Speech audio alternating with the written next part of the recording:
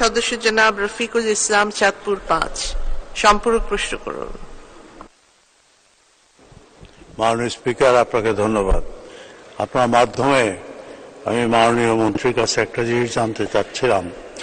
এখানে এক জায়গায় তিনি বলেছেন গ্রামীণ রাস্তায় 15 মিটার দৈর্ঘ্য পর্যন্ত সেতু কালভার্ট নির্মাণ।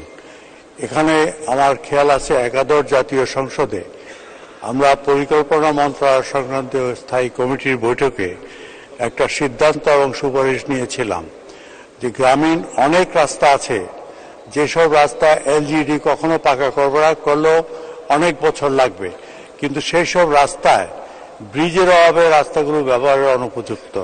কাজে আমরা সিদ্ধান্ত দিয়েছিলাম বা সুপারিশ রেখেছিলাম যে 15 মিটার হোক বা 20 মিটারই হোক, যেসব রাস্তা এলজিডি পাকা করবে না, সেখানে ব্রিজ করবে না, সেই রাস্তা ত্রাণ মন্ত্রণালয় যেন সেখানে ব্রিজ করে। এটা 20 মিটার হতে পারে, 30 মিটারও হতে পারে, কিন্তু যে রাস্তায় এলজিডি কখনো রাস্তা করবে না আগামী অন্তত 7-8 বছরে, সেই রাস্তায় ব্রিজ না করার কোনো যৌক্তিকতা আমি খুঁজে পাই না। আমি মাননীয় মন্ত্রীর দৃষ্টি আকর্ষণ করে অনুরোধ করব এই বিষয়টি যেন তারা বিবেচনা এনে এই 15 মিটারের সীমাটা কবে কে নির্ধারণ করেছিল আমি জানি না, কিন্তু আমি মনে করি এটা যৌক্তিক নয়। ধন্যবাদ মাননীয় স্পিকার।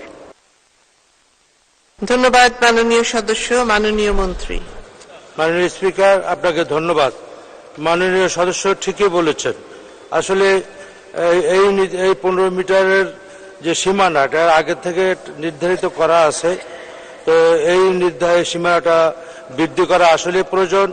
তার কারণ যে এই গ্রামীণ যে কালভার্ট, ব্রিজ, এগুলি এটা আমরা ইতিমধ্যে সিদ্ধান্ত নিয়েছি। আমি আপনার অল্প কিছুদিন হয় আমি দায়িত্ব নিয়েছি, আপনারা জানেন ইতিমধ্যে আমরা সিদ্ধান্ত নিয়েছি আমরা এটাকে 30 মিটার পর্যন্ত বাড়ানোর জন্য আমরা অলরেডি ডিপিবি রেডি করতেছি।